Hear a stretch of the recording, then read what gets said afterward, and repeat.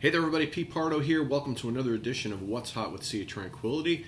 Today is Tuesday the 26th of February. I am here in Boston, Massachusetts in my hotel room. I'm out here on business, and I told you guys a couple days ago that I'd probably be a few days without any content because I'm traveling on business. But I'm sitting here in my room getting ready to go to the office, and I was listening to some great new music coming up here in the car, and I figured I'd just rattle off a quick show with some new releases that I'm sure you guys are going to be very interested to hear about. The first one, it's called Distance Over Time, the latest from Dream Theater. Okay, sorry for the not terrific lighting in here, but I am in a hotel room. Anyway, this just came out, hot off the presses last Friday. Killer new album from the band. I think it might be just one of their strongest since Mike Mangini took over the drum kit. Some really good tunes on here. If you get the special digipack, it comes with a bonus track, a 10th song, which is called Viper King, which is pretty damn good, really heavy, lots of grooves, but otherwise you got a lot of really good tunes on here. Untethered Angel, very memorable. Room 137, S2N, At Wit's End, Out of Reach, Pale Blue Dot, Paralyzed is pretty cool. Fall Into the Light is good. They're all really strong. Not a lot of really, really long tracks. I think the At Wit's End is the longest, 9:20. A handful in the 4 to 5 to 6 minute range. What you'd expect from Dream Theater, although I think this is a little bit heavier than the last couple of releases. Some really, really rocking tunes on here. They don't go overboard with a lot of the complex musical passages, but of course, as you know, they're on here. James LaBrie sounds great. Petrucci shredding as always. Really good drum work on here. Keyboards are great. You can hear Myung's bass. Very, very solid.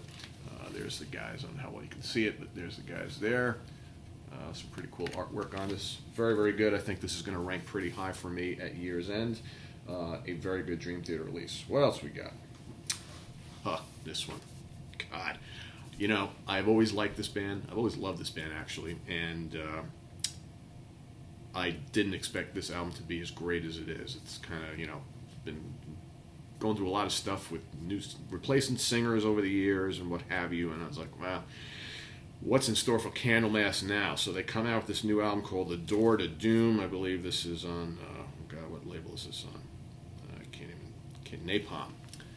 Brand new one from Candlemass, Swedish Doom Merchants. Holy cow, is this killer. First of all, they've got back on vocals Johan Landquist, who some of you will remember was the singer on the very, very first Candlemass album, like a million years ago. So he's back in the band. Otherwise, it's all the normal cast of characters here. The legend himself, Tony Iommi from Black Sabbath, also guests, plays a couple solos on here, which is great to hear. But man, these songs are memorable, heavy, and epic. I'm telling you, I just could not believe how good this was when I was listening to it. Every tune on here is just killer. What you'd expect from Candlemass, but just the songwriting is great. The vocals, Johan sounds great. Man, what's he been doing all these years, right? And just classic Doom, man. Mountainous, massive riffs. And just the feel of the whole album is epic, and the vocals are fantastic. I'm telling you, this is going to get a lot of mileage in my house. Seek it out at all costs. What else we got here? How about the latest from the Neal Morse Band, right?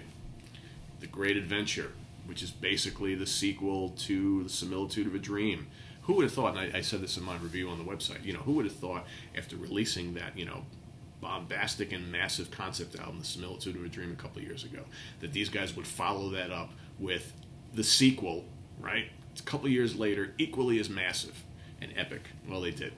2 discs, continues the storyline, hooks aplenty. I think this album's a little heavier overall.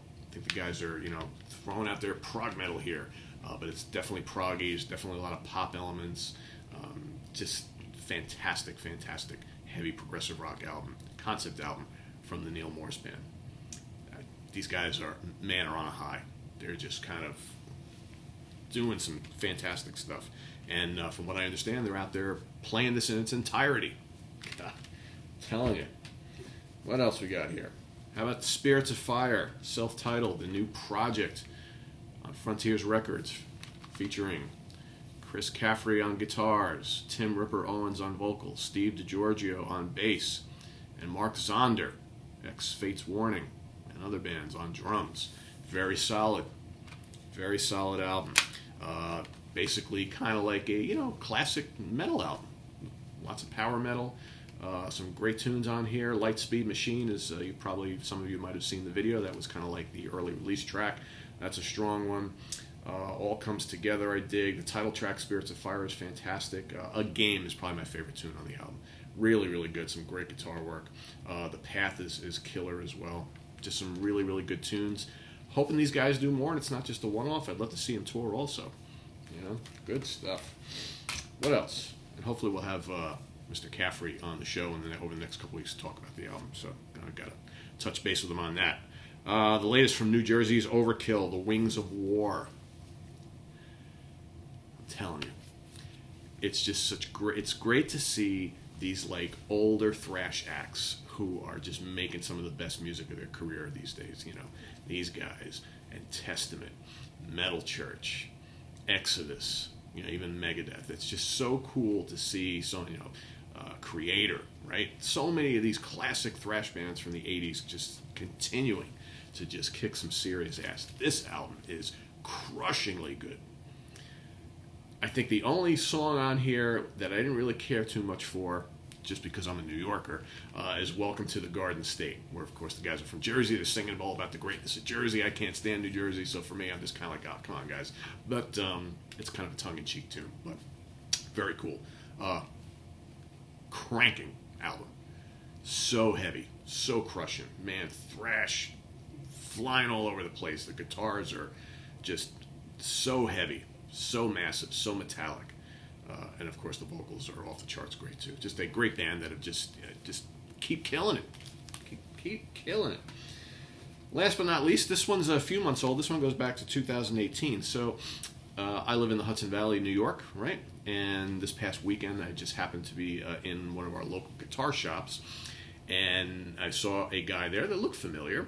And he was there, I think, buying a bass. And then right after that, I went over to Rock Fantasy in Middletown to go visit my buddy Steve Keeler, buy some CDs, hang out for a bit, and lo and behold, the guy that I just saw with the really long hair buying the bass at Alto Music comes walking in, and he's got a stack of CDs for Steve. Said, hey, this is our new album. If you want to sell them here in the store, that'd be cool. And he and I started talking. He recognized me from the guitar shop, and I told him all about the show and so on and so forth. Long story short, he is in the band Last Pharaoh, a fairly newish band from the Hudson Valley area, from New York, and their new album is called The Mantle of Spiders.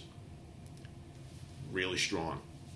If you love vintage Judas Priest, Nevermore, King Diamond, Crimson Glory, plus a healthy dose of some ripping neoclassical guitar work, you're going to love this. Shrieking high-pitched vocals, awesome vocals, okay? Like I said, King Diamond meets Warrell Dane, the late Warrell Dane. The songs are heavy, like classic metal, power metal, that sort of thing. Some tunes are a little thrashy. Epic guitar solos.